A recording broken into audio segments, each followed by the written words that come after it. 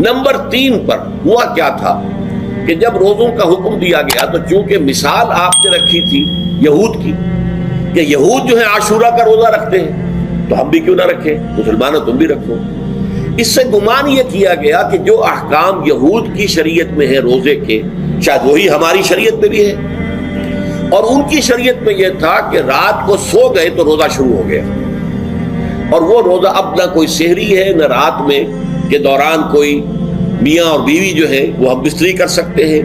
بلکہ یہ کہ وہ روزہ صبح سے لے کر پھر جب رات کے بعد صبح آئے گی، صبح سے پھر دوپہر اور شام اور غروب آفتاب پر جا کر روزہ ختم ہوگا، گویا کہ کم و بیش 20 گھنٹے کا روزہ یا 21 گھنٹے کا روزہ، کیونکہ اگر غروب آفتاب کے 3 گھنٹے بعد آدمی سو گیا تو وہاں سے جو روزہ شروع ہوا ہے تو غروب آفتاب پر اگلے روز جو ہے وہ ختم ہوگا، تو ہو جائے گا 20-21 گھنٹے کا روزہ۔ یہ روزے کا حکم لوگوں نے سمجھا، اس کی صراحت کوئی نہیں تھی، لیکن لوگ جو ہے چونکہ صراحت منفی بھی نہیں تھی مثبت بھی نہیں تھی، لہذا وہ رات کے وقت میں جب جو دن ہوتے تھے روزوں کے، ان کی راتوں میں وہ اپنی جو بھی ایک طبعی ضرورت ہے جو ہم بستری ہے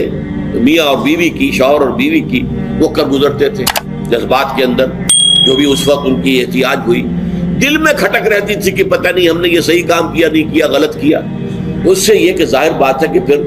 قرآن مجید اسے قرار دے رہا ہے اپنے آپ سے خیانت کرنا۔ جب انسان اپنے ضمیر کے خلاف کوئی بات کر رہا ہو تو چاہے وہ بات صحیح ہے لیکن وہ اسے گناہ سمجھ کے کر رہا ہے تو اس نے تو گناہ کیا، وہ اپنے آپ سے تو خیانت کر رہا ہے۔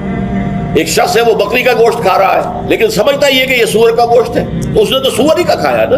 اس نے بکری کا تو نہیں کھایا، لیکن اس نے سمجھا یہ کہ یہ سور کا گوشت اور کھا رہا ہے، تو اس حوالے سے ایک دغدغہ سا دل میں رہتا تھا، پریشانی۔ تو اب جو یہ 5ویں آیت ہے، طویل ترین آیت ہے اس سلسلے کی،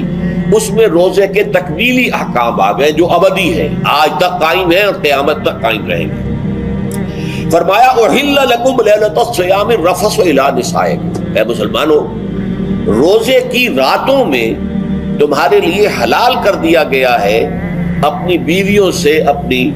خواہش کا پورا کرنا، رفث الی نسائکم ہن لباس لکم وانتم لباس لہن، وہ تمہارے لیے بمنزلہ لباس ہیں، جیسے لباس کے اور انسان کے بدن کے درمیان کوئی حجاب نہیں ہوتا،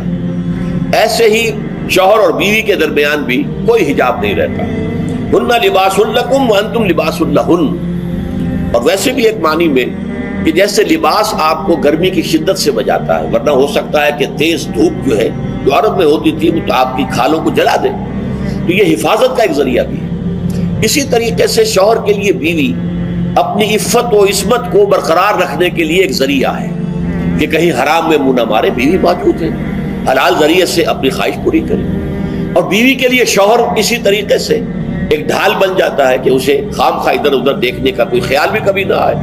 اس کی جو بھی نفسانی خواہش ہے اس کی شوہر پورا کر رہا ہے۔ تو اس اعتبار سے بھی ہن لباس لکم وانتم لباس لہن۔